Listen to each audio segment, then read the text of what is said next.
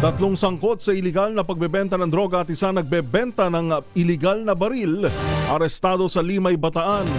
RH37 Danny Kumilang sa detalye. Danny. Magandang umaga, Pilipinas Report! Matagumpay na naaresto ng Limay Municipal Police Station ng mga tauhan ni Police Major Jimmy Albertisen ang tatlong individual, 2 lalaki at 1 babae, kaugnay sa iligal na pagbebenta ng mga ito ng ipinagbabawal na droga at isang nagbebenta ng baril sa isang nagpanggap na buyer sa Barangay Reformista Limay, Bataan. Unang naaresto ang tatlong nagbebenta ng droga, kung saan nakumpiska sa mga ito ang 6.25 gramo ng shabu na nagkakalaga sa kabuuan ng 42,500 pesos. May bus money na 1,000 piso at cellphone na gamit ng mga ito sa transaksyon sa pagbebenta ng droga. Kaugnay dito, isa pang illegal na gawain na pagbebenta naman ng baril ang naaresto.